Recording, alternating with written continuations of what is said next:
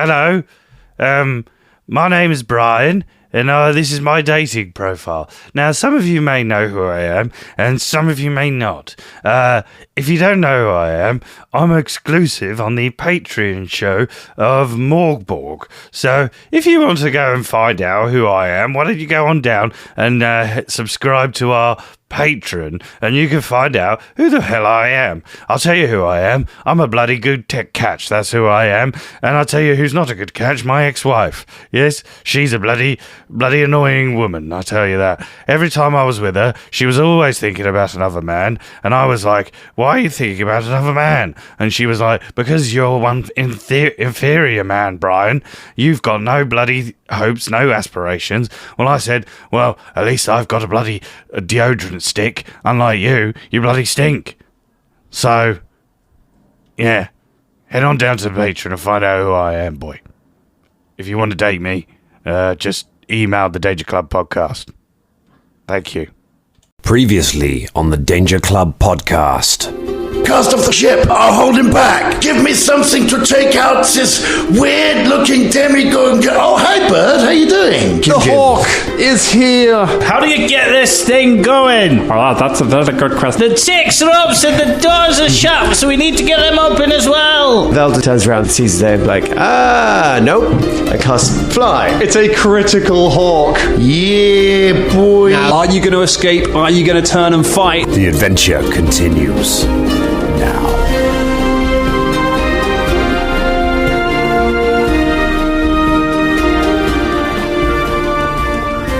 Okay, we're rolling. So, listen, Drum. Yeah. If you won the lottery, right? Would you still be part of the Danger Club, or would you just like step back and like not bother coming? I'd do so much more Danger Club. Would you really? Yeah. Because, like, if I didn't have to fucking work and stuff, well, I mean, I would still have children to look after. So, you know, that's not 100%. Yeah. But, like, what I'm saying is, like, if you win the lottery, that means you get to do all the shit that you really, really want to do. So that would mean, like, double Danger Club for me. Yeah. And you know, I'd fucking open a production company and start fucking trying to make ideas. Do you know what I mean? Get some of our friends' ideas out there, you know. And, you know, also try and, like, set up some, like... I mean, like, I'd get busier. I'm sure I'd get busier. Yeah, I think because we could buy this place. We could turn it into proper Danger Towers. Yeah, buy this place, turn it into Danger Towers. Have a room of pillows. You know, that's all I do. Put all the asbestos back in. As pillow stuffing, and then make a whole room out with pillow stuff with asbestos. Yeah. Yes. Yes. There was dream big, guys. Dream big. There was an old saying at the Tower of London when we used to work there, is that there were two types of people who worked in historical work. There were interpreters, actors, and there were reenactors. And the difference between them were, if you won the lottery, an actor would not be here the next day. Oh, yeah. A reenactor would be here with better kit. Yeah. We all know who those different people are. Hello, everyone, and welcome to the Danger Club podcast. Patreon.com/Danger Club podcast, guys, because we haven't won the lottery. Just to buy us some pillows. Not yet. You never know. You never know. What about you, Cole? What would you do? What if I won the lottery? Yeah. I wouldn't see you lot again. That's fair, mate. That's fair. No, I would, of course. I think I'd do the same as you, Drum. I would literally put money into making stuff. And I would have a set route. And also it'd be great because then you could, you know, make sure that people had, like, you could bring people to you, couldn't you? Like, if it was you, that'd be so beneficial because then we could all, like, get in a car and come to your place with a studio on the side. Yeah. And we could just record near you so your childcare is, like, in the next room or whatever, which is so sick. Yeah. In the room of pillows. In the room of pillows. What I was telling you about. In the soft play room. The soft play. Asbestos soft play room. Build the soft play. The Danger soft Welcome play. to Soft Play Asbestos. We could call it Danger Sauce. Like, it's fine. Danger Sauce. It's got negative connotation. We need to rebrand. We need to remarket asbestos. We could be like the Wu-Tang, couldn't we? We could be like, I'm wearing a Wu-Tang t-shirt. We could make our own clothing. I know we do that already, but we could proper do it. But you could really do it. Do you know what I mean? We could have little other affiliates that do podcasts really under the do Danger it. Club It's just name. the two of you don't. That's it. You could help out with the t-shirts. Call anytime. I've come up with a t-shirt or two. Designed a very good t-shirt. I'm also very disappointed, Cole, that you didn't say you'd attack gas badge to your new ship and make your own airship. I mean, come on. We could have a Danger Club a proper one. Danger Club airship, like your boats. If you've got a boat, put some big gas bags on it. Can't say anything wrong with that. I'd probably buy a bigger boat, to be honest. Yeah. You need a bigger boat. You're going to need a bigger boat. Yeah, because sharks will be coming for you if you have money. Then Sharks, the metaphorical sharks. They do come for you, the sharks, don't they? I do. The council coming by and just seeing your boat just hovering above the dock, the gas bag, just being like, this is illegal somehow. We're not. We haven't got a ruling on this yet, but somehow here's some money. Go pay. away, council. I think definitely we get busier though. Oh, yeah. We get busy. We get busy. If you won the lottery, because like you said, you'd suddenly be able to be like, oh, I could actually do the things that I want to do, and like you say, put some of these ideas into motion. If we won at this point, it would be great, because if I'd won in my 20s, I would have killed myself with drugs. That's what would have happened. Whereas if I won now, it would all go into, it's like, because I'm I'm bored of that shit. I've seen as much as I need to fucking see. So what the things that aren't available to me are the resources to make the kind of shit that I thought about making while I was fucked up. Do you know what I mean? Absolutely. And this is the thing about you.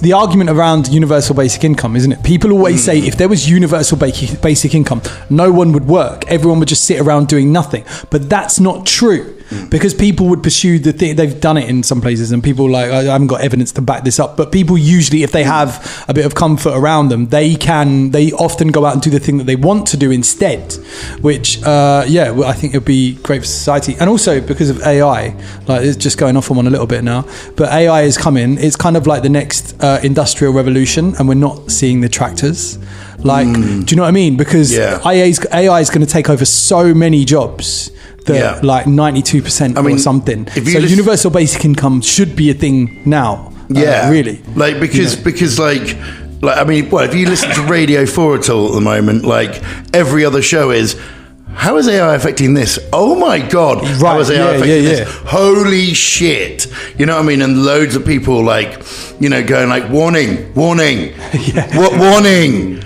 Warning! There's a guy on TikTok that goes up to people and just says, hey, are you scared about AI for your job? And they're like, no. And he's like, well, do you know AI can do this? They tell them their job. And he says, AI can do that. And they're like, And when they're actually told that it's going to go, they're like, shit, what are we going to do? Yeah. But your face AI, immersive acting? Yeah. Not even AI would bother with that job. It's so low paid and pointless. The wonderful thing about it is that it's not just taking certain jobs away. If you look at it right, it's creating new jobs. Absolutely. That, where you work with it, and that's what we've got to do. I'm not a fucking expert on how, but there are definitely people out there that are going, if we do this, and this, then we can create a better world with it. Let's not be scared of it. Do you know what I mean? Unfortunately, there's some real big businessmen that are like, well, we can do this, this, and this, and we don't have to pay anyone. Do you know what I mean? There's the other side of it as well. The human race has a very good track record of taking new technologies and being like, oh, let's only use this for good. Yeah. Absolutely. And also, we need to be careful, because obviously AI should do the horrible, crap, mundane jobs that we don't want to do, not the art and the music and all that kind of stuff, because those apps and things. I know, but the thing is, people are like, oh, I could just make a tune for me. It's like, you're missing the point. Because making a tune's fun. It's actually a nice, fun, enjoyable thing to do. To get it to do, I want it to clean my toilet for me. I want it to, do the mundane stuff. It's too smart to clean your toilet. That's the trouble. I mean, it's too afraid. AI is already self-aware enough to know that my toilet is not somewhere it wants to be. It'll go, why is this toilet dirty? The toilet's dirty because you're shitting in it all the time. What's the real problem here? It's you. Kill that guy. I can't fault its logic. I really can't. It's like, you just produce shit every day, James. From your mouth, from all sorts of all this nonsense. I feel like needs the to problem stop. with this Earth is the humans. Yes, it is. We have that's our the own big fear, isn't it? Because actually, we are the big problem with this. Well, Earth. yeah. I mean, we're like a pestilence. True, beings are a plague, The Mr. Anderson. Cool, this is taking a real dark turn, isn't it? Do you know what I Should mean? we just jump out the window? Start talking about money and winning the lottery, and then all of us are like, "Whoa, we're the problem." Gonna die." Don't worry, Dangerlings. Up in once the AI has taken over the world, we'll still be here up in our haunted Vatican under the eyes of our tiny Pope, recording podcasts for you. We did it through lockdown. We'll manage it through the AI apocalypse. Doing lines of asbestos. That's why they won't be able to get us. Yeah, we'll stay here with our tinfoil hats and our lines of asbestos. Gonna kill me, are you AI? Watch this. In your face, Skynet. AI can't touch asbestos. That's the problem, you see. Yeah. So we had our own little brush with AI on the show for a little while because we discovered the drummer made some great AI art using some of these things. I was having some fun. It was great was fun, good, and man. it was really fun. And then suddenly we were just like, oh, this is actually the art side of it is really bad for a lot of our artists. So we made a decision now. We don't use AI art. Yeah. We only pay people for their artwork, or use fan art. Please send us fan art. We will use it. Absolutely. That's not the same as an AI stealing your art. That's you giving us. Have you seen the AI editing tool? The AI Which editing AI tool. editing Oh tool? my No. god, right, it's ridiculous. What it does is this is madness, and I haven't used it. I don't use it, right? I don't do this. But you can literally put your podcast into an AI. It will edit it all for you, take out all the kind of pauses and things like that. It will then, if you've recorded the video, it will edit it into a video. So it will take the shots and it will know when someone's speaking or when someone's listening and nodding and stuff, and edit the video for you. And then it will edit it down into 1 minute versions of content that you can share on Instagram and things to promote your podcast. Jesus. And it does it in about 3 minutes. Oh my god! So an hour's worth of content, you've got all of that content that you can then share, and it does it in about 3 minutes. To replace an editor completely. That is so evil and cheap, Colin. What's the web address?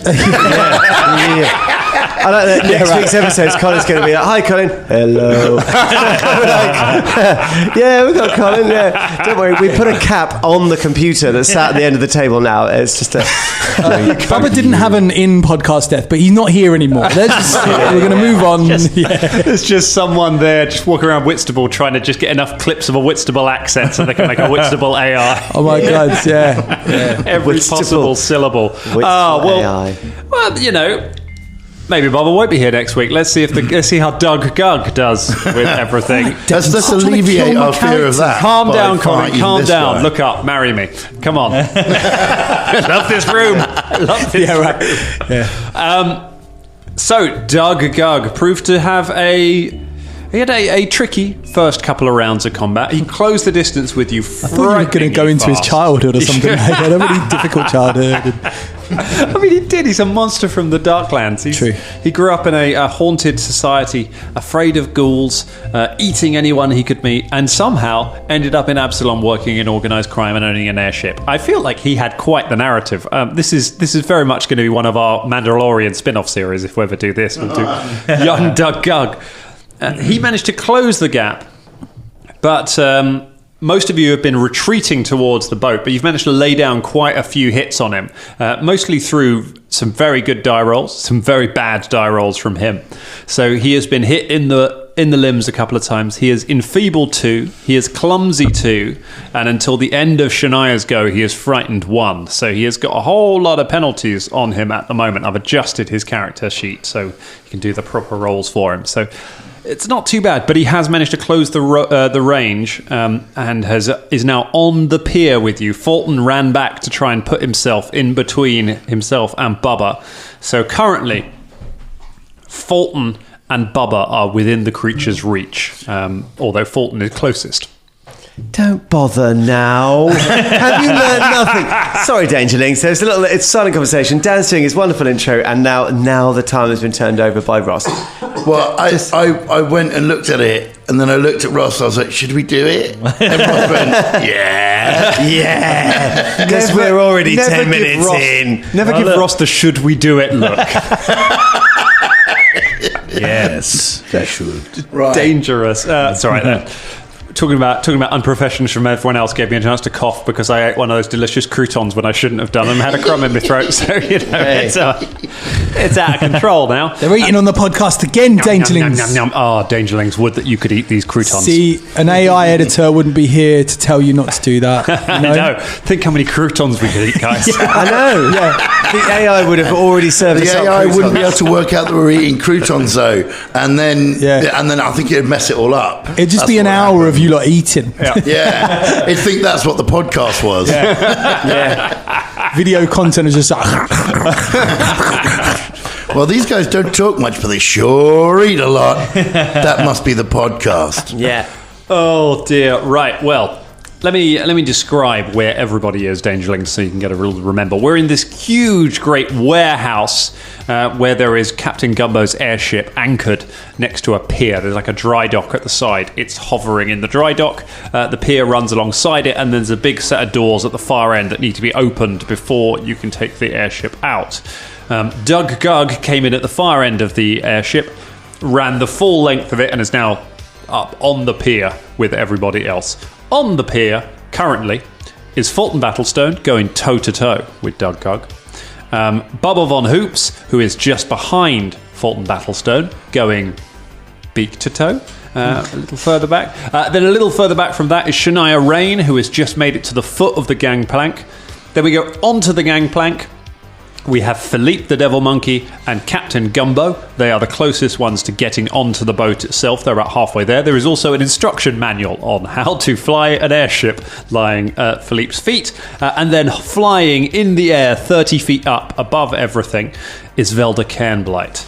And it is Velda Cairnblight's go. Airborne Wizard, what's going down? Well, now, how far away is Doug Gug? hold on. It should be. It was the other way around last time because I accidentally skipped James's go. James got a 30, you got a 27, but I accidentally skipped past him on my last one. On the last go. Do you know what? I knew that. I didn't even question it. Yeah, thank you. I'm always so used to going last. How far away is Doug Gug? Doug Gug is. Oh God, it's 3D combat. Doug Gug is 20 feet away from you laterally, but you are 30 feet up. So it's on a diagonal. Call it 25.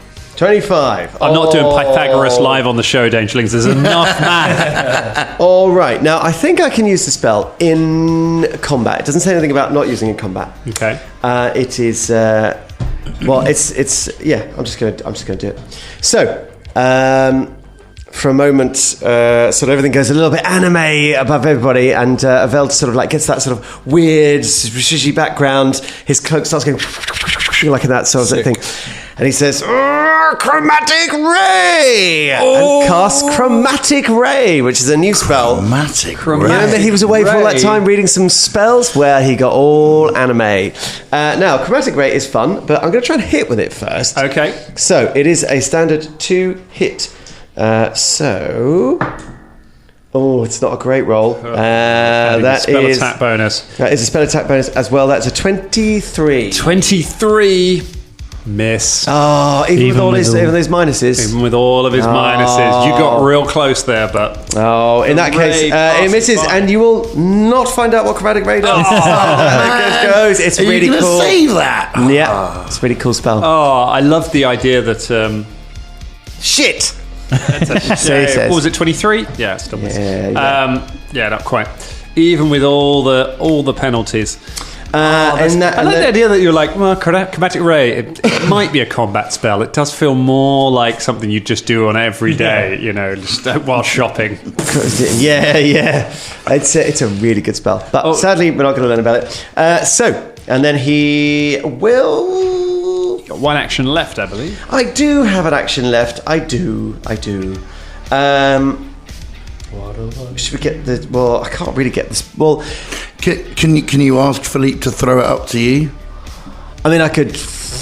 No, he can't command Philippe. I can't to command it. But again, it'd be like Philippe. It'll be you. Are there many people in between? I don't need a book. Nah. Fact books, I could work it Typical mansplain. I'm a wizard. I can work this out. It's made by wizards.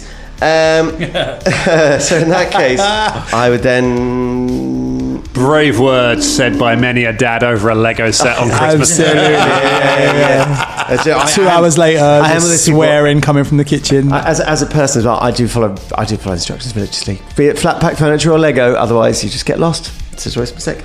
Not sure what to do with this last action. I'm going to cast Shield for no reason, just to use it up. All right. Well, actually, no. I'm going to go a little bit further away, a little bit higher up and a little bit further away. You fly up again towards the kind of ship. So you're kind of diagonally back towards. So diagonally back towards the ship, so I can do some business there if it needs to be. That sounds like a good plan. You start flying back towards the ship. So you're kind of over the dry dock, just kind of backing you up away from it. All right. Shame on that ray. That could have been big. It could have been big. That's what we were hoping for. But now we've got Bubba Von Hoops. So you are within the reach of this creature, Bubba, even though you've got Fulton in front of you. This thing's, because it's so big, it could reach over him and get at you. So bear that in mind with whatever your decisions are. You got 3 actions. Let's go to the ship. Yeah, Bubba sees Velda flying, thinks about flying, but then thinks, actually, I can get further away by running. How many actions is it going to take me to get back to the ship, the ship? It will take you from where you are. 1, 2, 3.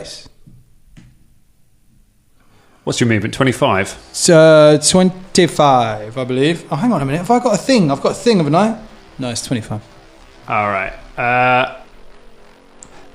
2 actions can get you almost onto the ship, kind of on the gangplank near it. 3 actions will get you well onto the ship.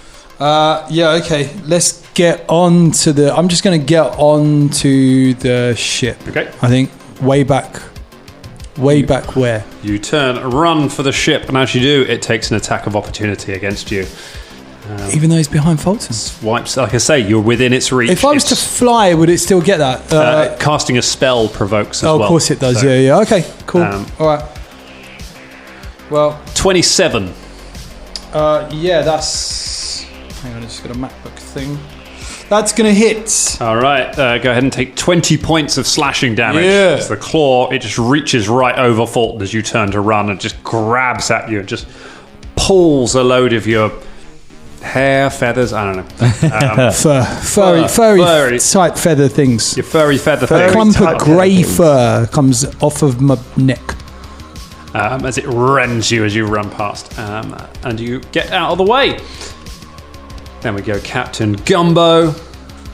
Captain Gumbo. Yeah. There we go, Captain Gumbo. Captain Gumbo runs onto the boat and starts untying one of the ropes. That will be his go. Is he out of attack of op range then? Oh yeah, Gumbo's well out of the way. Can I just double check? Yep. Did you say there were doors that need to be opened? There are doors that need to be opened. There are big, hefty doors on the hangar that need to be opened. Okay, so even if we did get the ship up into the air, someone would have to get back out of the ship and open the flipping doors. Potentially, yeah. Their doors do need to... Sorry, for some reason... So cross. For some reason, in my head, I had it as like... It's a warehouse with an open end. Do you know what I mean? And like a little platform, because obviously it's for airships. Yeah. But no, that's not. So we actually need to get. Actually, we're in like it's in a room. We have to get it. You got to open the doors before you get the airship out of the hangar. Yeah. So wait, because that now it's not really making sense. Is the door on the outside of? Do we open it before we get onto the ship, or do we get onto the thing and then there's doors that you go inside? No, we're going outside. We're inside a warehouse. You're inside. Right? And there's a big platform. Right. Yeah, and moored up against the platform is the airship. Further off in the distance, there's a big load of gates to get these ships out into the open. I see. Right. Like these massive doors. Right, okay. Oh, I understand. We need to, So we have to get at it. We have to open the doors. Yeah, the mechanism for opening those doors, it looks like it's reachable by along the pier. So you could keep running along the pier to the very end of the ship, and then you might be able to open the doors from there. Right. Or you could always get on the ship, get the ship ready, and then try and jump from there onto the doors to open them, and then jump back onto the ship. Or any other way of doing that. But yes, that is something you will have to overcome to get this ship up and running. And we'll find out how that goes as we enter round 3 Shania, Rain, and your hawk and your monkey. Okay. What's going on? All right. So, just to give you a heads up, Hawk will need 2 actions to get in. You'll need to give one of your actions to the Hawk if you want it to get into combat, because it is a minion, so it only has 1 action. So, because it's now moved, the fight's moved beyond the Hawk now. Okay, all right. So if I want the Hawk to get in on it, I need to give him an action. And if I want Philippe, well, no, Philippe can do 1 on his own, can't he, without me having to give him 1, right? Okay, I'm going to shout to Philippe. I'm going to say, Philippe, we need to get the hangar doors open. And come with me. So me and Philippe are going to jump back down onto the platform thing. Mm-hmm. Yeah, you said if we run to the end of it, we can open the doors, right? Yeah, you start running there. Okay, so I'm going to use Philippe's action, one of my actions, to start running towards the doors down the platform. Okay. And I'll use my final action to get the bird into melee with what's his face again? Cool. So you can, if you want to, you can use 2 of your actions to run 50 feet down the pier. Philippe's got an action of his own. He can follow you on his own. And then you can give that 3rd action to the Zephyr Hawk to make it move and attack. So all right. Then that makes more sense. I'll do that then.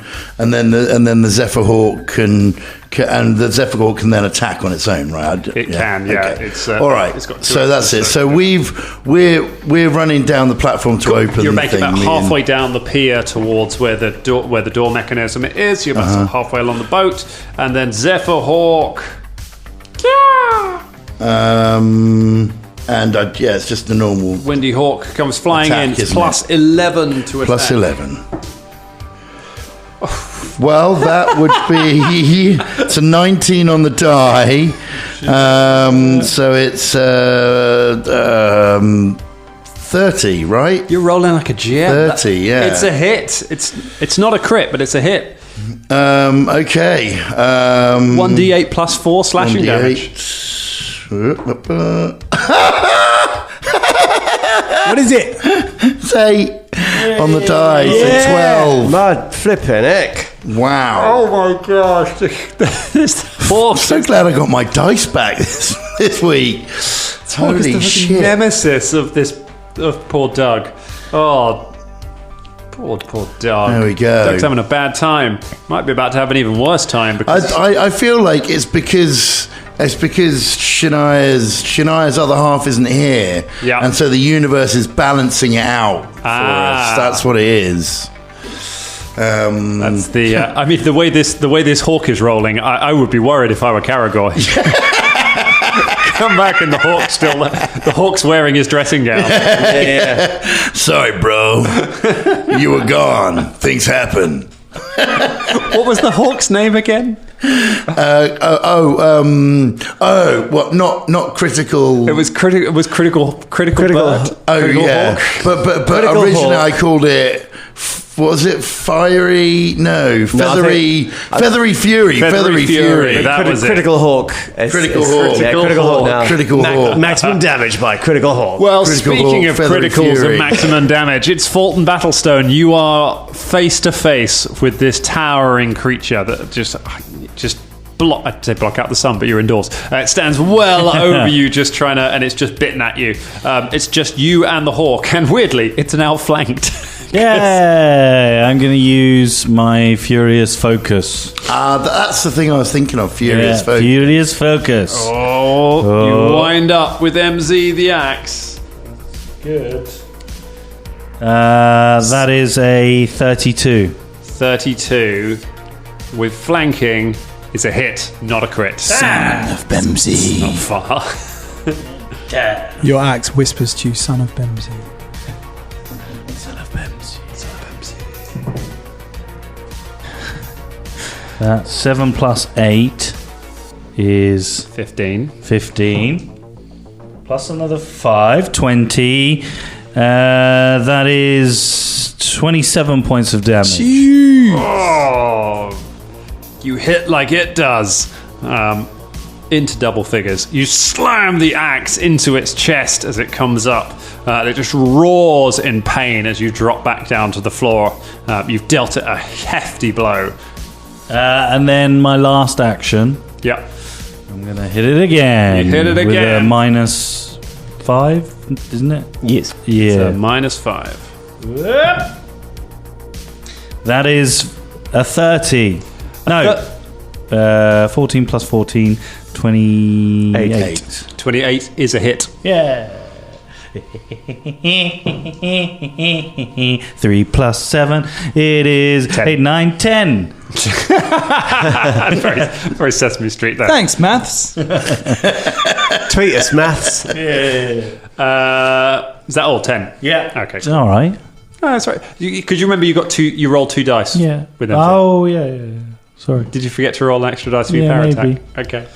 Well, no, I did roll an It's extra. 3 for that dice one. if it's power attack, 2 if it's a regular. Then what did I say? 10? 20. 20 points. Yeah. Of damage. Fulton just bam, just hacks away at the creature, hitting it in the legs, hitting it in the chest, and it roars in pain as he slashes away at it. Yeah. The creature is still standing. Come on! Oh, Doug Gug! That's a shit name. It's Doug Gug's go. I can do this. Doug Gug. Let's see. I know what it wants to do. We all know what it wants. Open up a franchise of chicken restaurants. Come to Doug Gug's Chicken. Doug Gug's Chicken. We got the tastiest chicken you can ever find, says Doug Gug. We Some use people- furry feather chicken. That's what it's reminding me of. Doug Judy. That's why I'm He's played by Doug Judy. played by Doug Judy.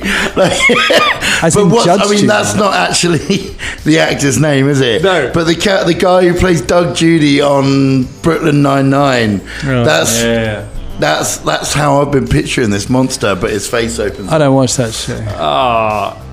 It's funny. No, it's not. BoJack Horseman. I gotta beg to differ. It's terrible. It's a terrible show. Don't watch it, Dane. It's not a terrible show. I'm sorry, everyone involved. They are very good, story it's writers, great. the I makers. love They're all them. good, but it's not good. I'm sorry. Yeah, I mean, except that it is. They are crushed at your negative opinion. I know, yeah. I've heard. They're devastated. I can have an opinion. It doesn't need to be negative. It's just that I don't like it. Well, it is. It is negative. You're negative, yeah. I get an opinion. Just because I don't like it and I say it's rubbish doesn't mean it's negative. That's negative against my opinion. Yeah. And 2 negatives don't make a positive. Actually, no, they do. Mathematically. They literally do. Thanks, maths. Tweet us again, maths. Like, what's her name? Matilda in the Matilda the musical has a line that's something like that. Like, what someone says to her, like, 2 wrongs don't make a right, and then she goes, unless they do, and imagine how cool that would be. And like runs off. I was like, that is cool. It's kid logic. Yeah, All right. definitely. I'm going to try something. I don't just like BoJack Horseman as well, by the way. I just wanted to go back to that. Well, you also like Peep Show in The Office and The Simpsons. We hear about it. 3 shows. Atlanta. Love Atlanta. Yeah, Such it's a good show. actually. It's better than Brooklyn. I know. No, it's not. It's a Yeah, completely tweet me, different maths. show. Yeah. Like Negative. Brooklyn Nine-Nine is popcorn. All right, Brooklyn Nine-Nine Let's is do this in an is intro sugar. like another time. Sorry. Yeah. Sorry, it's my fault. I shouldn't have brought it up. No, or never. Fulton. A 35 to hit you with a claw attack. Yes, but it's not a crit. 21 points of damage. It rigs one come of its on. claws across you. It then brings the other claw around at you. 39 to hit you. That is a crit. Is that all you got? I could do this all minute. I could do this. Yeah. Wait a just minute. A little bit longer. It's not a crit. I didn't put the -4 on for an agile weapon, so it takes it down to a 35 regular hit. Yeah. So second hit, 13 points of damage. Woo. And now, because it's got you with both claws and has 1 action left, We're going to rend town, baby. It's hit you with 2 consecutive claw attacks. It then just rips both claws down you and deals automatic damage again, dealing a further 21 points of slashing damage. Oh! It just slams both claws into Fulton and then just rips down. Should have seen Dan's face. He's like, finally, my monster's doing something good. Yeah. Oh, God, yeah, that hits the spot right there. It's been so long, isn't it, Dan? So long that one of your monsters actually got tickled something. a fancy that I've had keeping her for so long. It was such danger zone because I knew I had to forewarn you to prepare for this monster because it's a tough fight. But anytime I talk up a monster, it ends up being bullshit. So I get to land it here. Oh, I'm happy. Oh, how you feeling, Fulton? Yeah, I'm on 56 hit points out of 130. Oh, yeah, you're over halfway. Halfway there. Halfway, baby. Living on a prayer. It's Velda Kemblay. What you got, buddy? Okay. I think it is... I'm going to cast Sudden Bolt. So just standard sort of brings his fist up, slams it down, and a bolt of lightning comes shooting down. This is a reflex save, please. Reflex save. Its reflex is damaged. As you do it, Shania shouts back as she's running down. I could have done that at any time as well, Just lightning's not impressive. Yeah, no, I'm not trying to be impressive. I'm just, being a functional member of the group. Function this. She gives you the finger. Cool. Mental note, his reflex is lowered because of the clumsy condition, but yeah, I'm still rolling. So it's a 32. That's a part. So this is half damage. Half damage. Some half damage. Not vintage by me. So I'm just going to get 1, 2, 3, 4. All right. So we have. Oh, it's a high roll as well. Yeah. Flipping heck. That is 26, 33 points of damage. It would have been. Now we halve it down to 16, I believe. So it'll be down. Very annoying. 16 and a half. Hit by a lightning bolt. Now, looking at the situation, you're going to... Shania's going towards the door opening thing. Yes. Yeah, could have flown down and done that. Instead, I will... we're still going to have to untie the ship.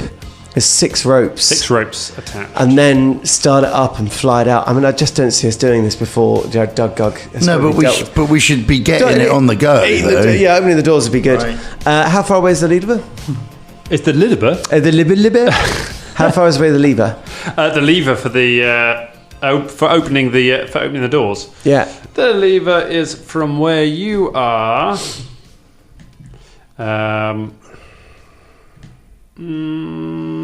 it is exactly 100 feet from where you are. As the Velda flies. Yeah. In that case, I start flying towards the lever and I shout down to Shania and say, "Don't worry about the lever, I've got it. Get safely on the ship." But I'm already halfway there. I don't think you're halfway there. It's 100 feet. No, yeah, but I ran 50. Did you run 50 feet? Yes, I used 2 movements. All right, fair enough. I'm almost fucking there. All right. Just do it. In that case, I cast shield. Okay. On myself.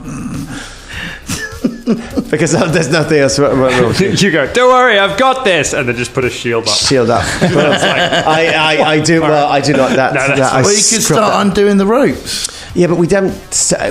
Yeah. All right. It's that element. Right. It's one of these things I never believed when I read strategy guides for how to build Pathfinder characters. People are always take the feet, which is just a funny word to say, but it's always take the things that give you extra movement because that's one of the most useful things you can have. And I was that seems a bit boring. I don't know. And whenever we get in a fight, how quick Shania moves is always really useful. It always seems to come up. It's never a bad thing to be quick on your feet, especially when you're using a map. All right, Baba Von Hoops, you're on the boat. His chest starts to bubble and fizz and open up, and it opens up. And I've already rolled the damage. The magic missiles hit instantaneously, and it's 25 points of Damogiliozibo. We have to use the Latin term. Bolts rain down on Doug Gug. He just tries to cover up with a couple of his hands while Fulton's still slashing away at him. And they land all around him, exploding and hitting unerringly. Gumbo successfully unties one of the ropes. One! And starts moving towards the next one. Just one. It's one. The ropes are almost as big as he is. Like true. Thick ship ropes. It's like tiny arms around them. All right, Shania of the Rain, you're up. So can she continue running towards the lever and can she reach it? All right. In 2 move actions, you can reach the lever. Fantastic. And pull the lever. You pull the lever and the door start cranking open. They take a full round to open, so they will be open at the start of Shania's next turn. Does that mean that the bird can't attack? Bird can attack. A bird has 1 action. Philippe has 1 action. Okay, right. So Philippe needs to start untying ropes, I think. Okay. Can we get him to do that? So Philippe uses his action to run back to where he was the turn before on the gangplank. Okay, cool. Sorry. He turns around. That's right. Yeah, that was stupid. I thought maybe we might need to be on 1 door each, pushing it open. Then I realised there's a lever. So that's fine. Okay. So he goes back and he's going to start untying ropes. Poor Philippe. This whole thing. You've just been like, go here, pick up the book. Don't pick up the book. Come over here. Turn around. Go back. He's going to be so pissed off by the end of this. Yeah. Feels like he's playing a drama game at the moment. Right. Find the spaces. And then obviously an attack. Zevahawk plus 11. Go on. Can he make it 3 for 3? Oh, it's still a good roll. It's 17 plus 11 is 28. 28. It's a hit again. Fantastic. And it's only 4 plus 4, so that's 8 points of doomage. 8 points of doomage. Doomage. Starts slashing Doug Gug in the back with the wings. Fulton, Battlestone. How close is he from the edge of the gangway? He's right next to the edge of the gangway. What's the drop like? It's 30 feet. And is there a way to get back up after? There are ladders, but the ladders are kind of a bit further back, so you'd have to go back up into the warehouse and then run back around again. Remind me of the damage that happens when you fall. Damage from falling is you ignore the first 5 feet, and then it's 1 point per foot, I believe. Go on, Archives. Tell me I got that wrong. Push him. Half the distance. Equal to half the distance. Push him real good. So if he were to fall by somebody maybe shoving him, he would take... if he didn't grab on or whatever. So it would be 25 minus 2, it'd be 12 points of damage.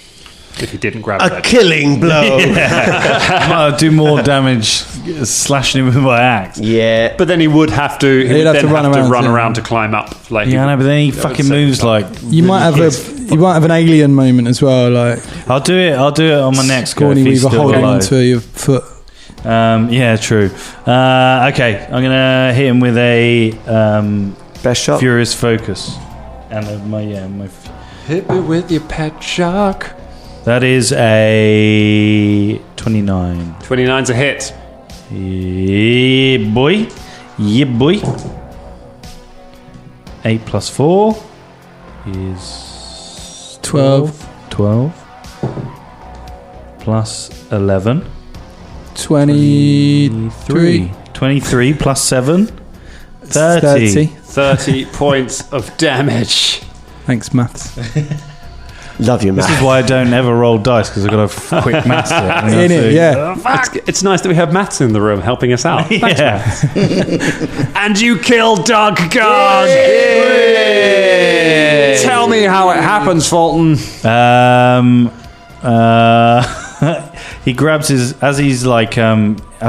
Bubba hit him with the magic missiles, he pulls, his arm was up, just trying to deflect off them and like putting his hand up over his face. He brings the axe down on his arm and chops it clean off. He looks at his hand that is not there anymore. He looks back at Fulton, and Fulton just beheads him. The petal-like head just goes flying off and falls down into the dry dock. Doug Gug staggers for a minute and then just crumples into a heap, blood splattering everywhere. Doug Gug is defeated.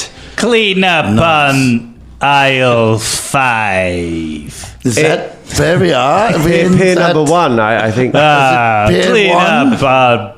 You there. There's no one. Is there anyone? Who are you talking to? Who are you talking to? You're literally talking to this membered corpse of what was that man? I thought I saw a worker over there. I was going to tell him to clean up on aisle 5. Why would the worker have stayed around? It looks pretty awful. I'd have run away, I did actually, to be honest. Hey, Gumball. I lost a lot of blood. Hi. Do we have any other crazy creatures that we have to worry about coming after us? Should we get the fuck out of here quickly? Let me tell you about Gary Dragon. Okay, I think we should keep moving and undo the ropes and get the fuck out. You search the body of Doug Gug, see what's in there. You search the body of Doug Gug. You find a half-chewed ear, and you find 10 gold pieces. Is that all he had? Fucking hell. I said he was a gangster. I didn't say he was a successful gangster. He owned a fucking ship. Owned. He stole a ship from someone else. Okay, we help with the ropes. 10 gold pieces. Do we? We help. Is that the royal we? Yeah, we help. Yeah, I mean, Velda. Yeah, Velda stands out on purpose. Being like, no, I'm not helping. No, you tell me what to do. Where Shania is. Yeah.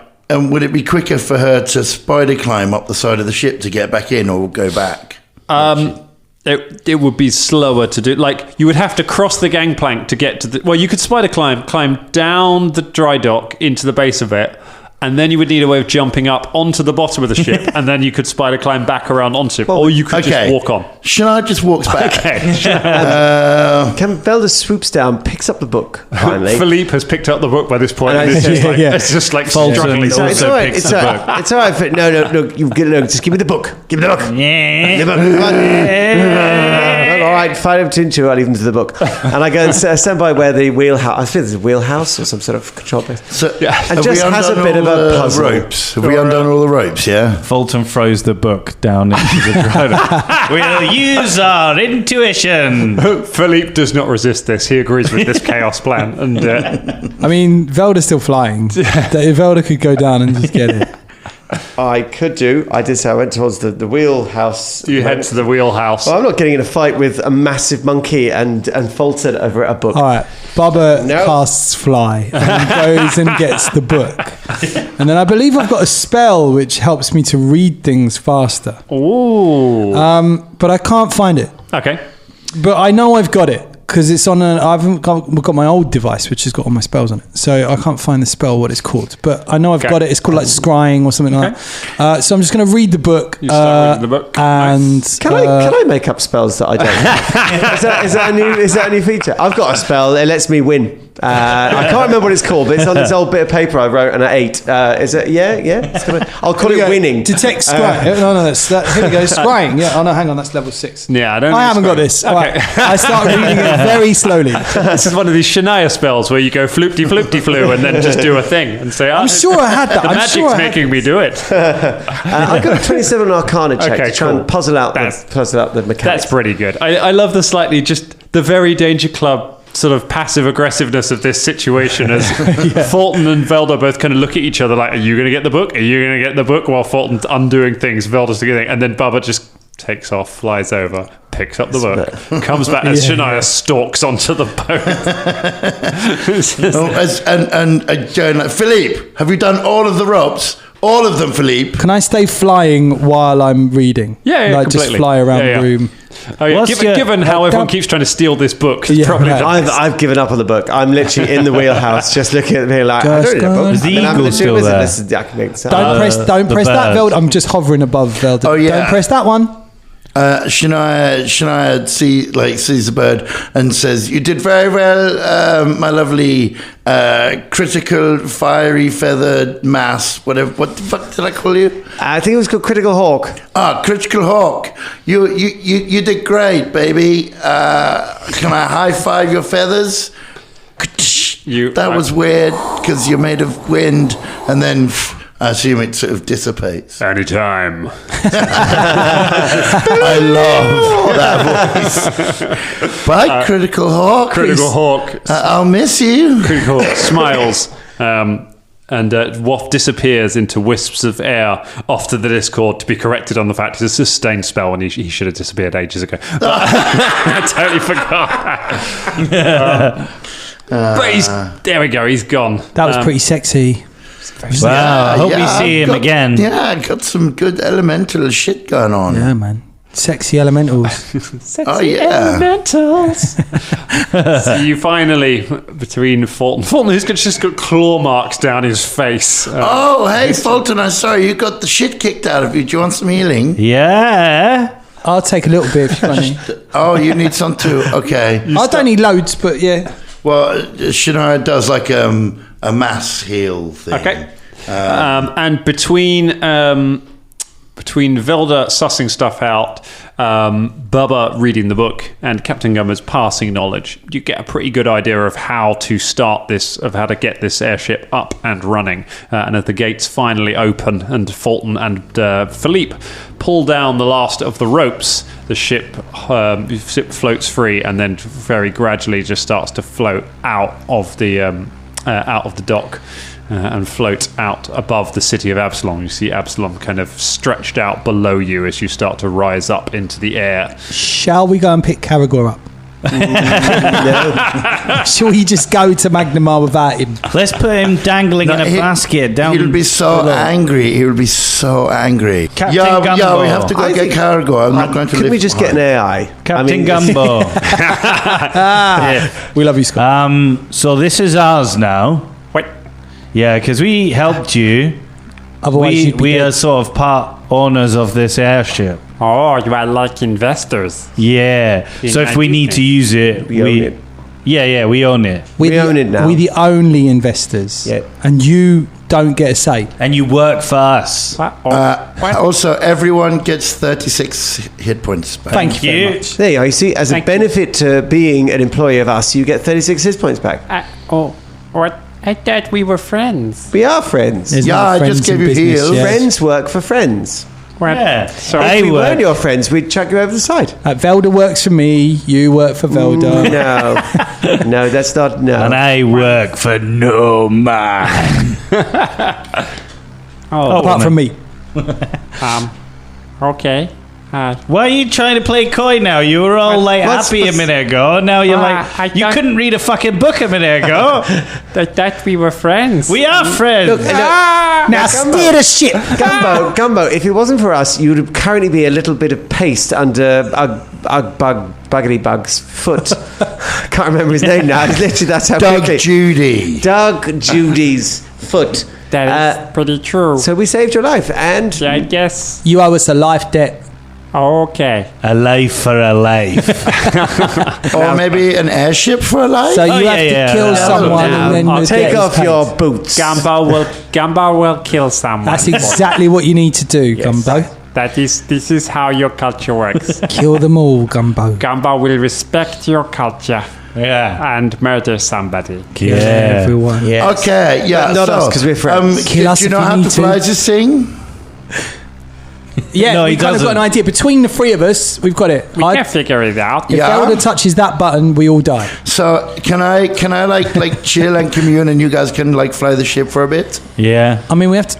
Is that cool? Yeah, I mean, you should probably learn. Or maybe just me in and case- Caragor can just go below decks for a while. We need to go and pick up Caragor. I do He's like not the way here. you've completely forgotten about the whole question of picking up Caragor. I just want to go and chill with Caragor, who's not here. He's not here, mate. We need to go and pick him up. He's down. Yeah, no, down the that's way. what I'm saying. What I'm saying is we'll go and pick him up, and then me and him can just go chill below decks. I think it's probably wise if you both like learn how to fly the Yeah, airship, just you in need case to- something happens to I it. don't think are you there's gonna sure, be enough Because I time. feel like maybe I'd it's quite like to go too much downstairs. things to learn. Sorry. You Yeah, have too to- many things, mate. Yeah. Please, may I come to the workshop on learning how to fly my airship as well? You see? What did you say? Come over to it. My airship. My airship. Somebody's. Oh, dear. Your is in us. Our airship. Whose airship is it? No. Your airship. Yeah, my airship. No, you say the word. Your airship. Are we going to You're fly actually the airship confusing me to now. pick up cargo? The ship is now like just listing badly.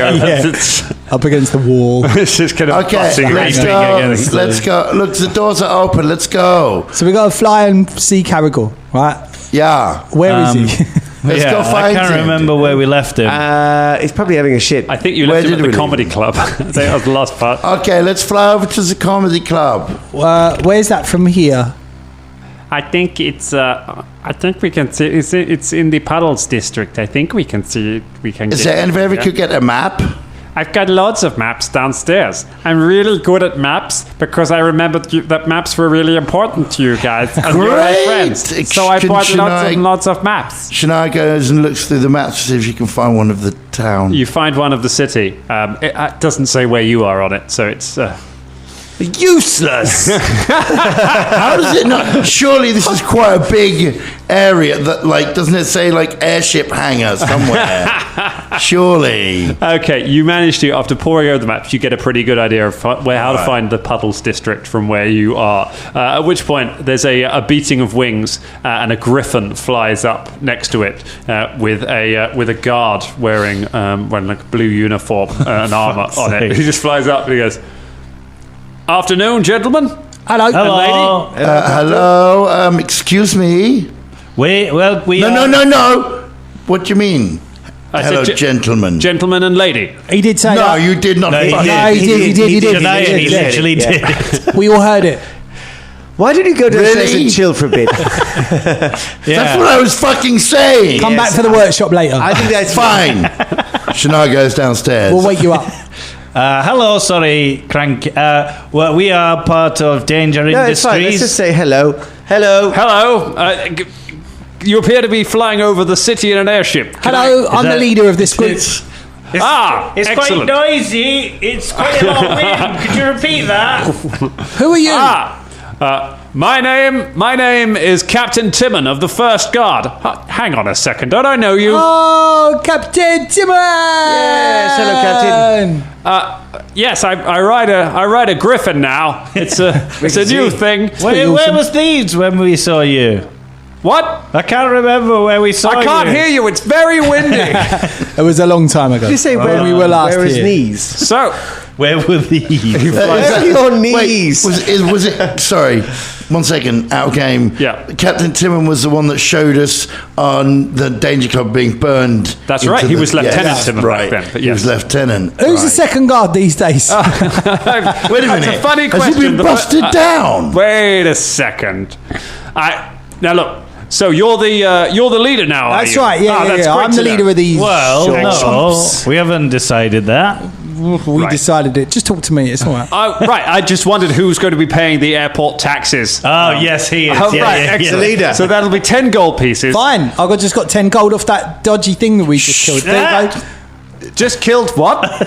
You never mind, second guards. I chucked the bag over to him.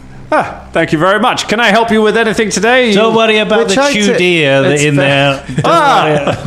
We're just trying to get to the Puddle District, to the comedy club. So we Which pick up way is it? Caragor, then Oh, we're the gonna- puddle is just over that way. He points over to the east. Is like, just take this ship over that way. You'll be directly above it.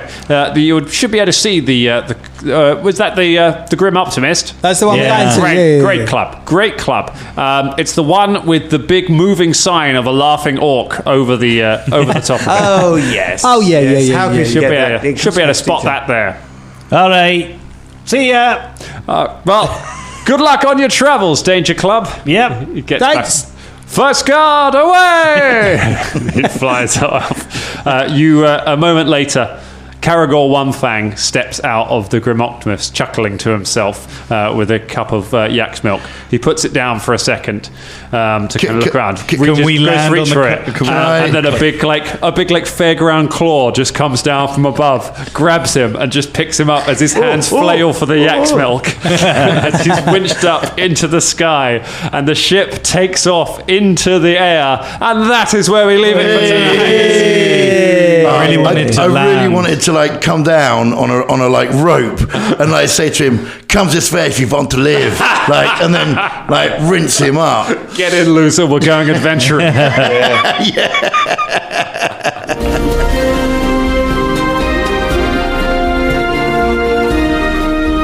This week's episode was made possible by our absolutely spiffing patrons, and specifically this week it's Stephen Rivet. Stephen, thank you so much for supporting us. We spent some of your money that you gave us this month on milk. 2 kinds of milk, in fact.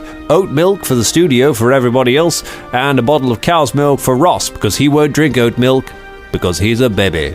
If you'd like to get your name on the show, go to patreon.com/Danger Club Podcast and join the Dangerling of the Week tier, and we'll say your name and reveal secrets about